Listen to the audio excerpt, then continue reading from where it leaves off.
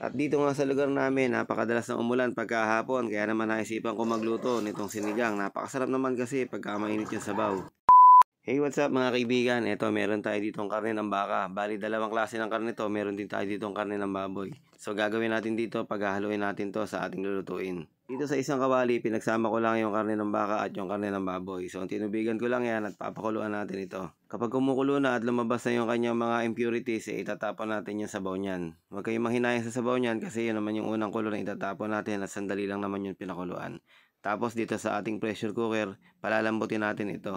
Bali this time nung niluluto ko to alas 11 pa lang ng umaga, kaya nga may isang oras pa ako bago mananghalian. So yan, nilagyan ko na nga ng tubig at nilagyan ko ng asin, tapos papakuluin ko to ng halos isang oras.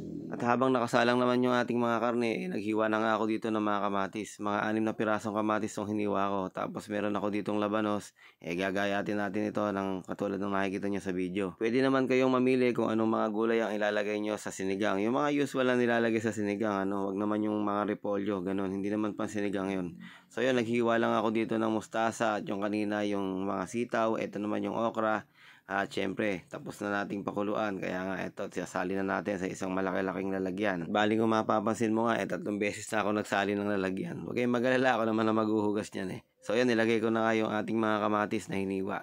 Fresh na fresh yung mga kamatis na yan, talaga namang bagong pitas. Ilalagay ko na nga din yung radish kasi nga medyo matigas yan kaya kailangan mauna na siya sa pila. At sumusunod naman sa pila itong ating mga sitaw at saka yung okra. O nga pala, pasensya na kayo sa boses ko at talagang ako'y paus na paus ngayon. Nung kumukulo na nga, nilagay ko na nga yung sili at ilalagay ko na rin yung bunga ng sampalok. At nagpapabati pala si Muhammad Hamad ng Malbar, Batangas ng JZZV Construction. At si Angel Labay ng Bagong Silang, Caloocan. Salamat sa inyo. At dito nga sa pagkakataon na to, medyo parang matabang yung pagkakaasim ng bunga ng sampalok, kaya nilagyan ko pa ng sinigang mix. At kung napapanood naman ng ating Nor sinigang mix na yan, baka naman pwedeng pagalawin mo naman yung ating lalagyan dyan, Nauubos na kasi Hindi, joke lang. Pero kung ano naman, pwede naman. So alam ko sa ibang lugar hindi pa nag-uulan pagkahapon, kaya naman paano gagawin natin? Una-una lang talaga. Kaya naman kung ako sa inyo, hintayin yung umulan at magluto na rin kayo ng ganito at talaga namang mapapasayo kayo sa sarap. Ayan, lalagay na natin yung mustasa para lumambot na rin. Ito namang mustasa, napakadali lang naman palambutin ito. Kaya lang kung minsan, bakit ba ganun? Pagka nakakain ako ng mustasa, parang may mapait. Pero hindi naman lahat. Ang iniisip ko na lang, baka mamaya sa abonong nilalagay nila yung mga urea. Kayo ba mga kaibigan, nakaka-experience din kayo ng pagka nakakain kayo ng mustasa, parang mapait siya? Paki-comment nyo naman yung mga sagot para naman kahit papaano malaman ko na hindi lang ako na meron palang kayo rin. So ngayon, medyo malilito tayo ngayon kung ano yung magandang itawag dito sa ating sinigang na to, Siguro tawagin natin tong sinigang na baka boy o sinigang na boy baka. Ano kaya sa tingin nyo guys? So luto na para sa akin kaya tinikman ko na Talaga namang nakakakilig sa sarap.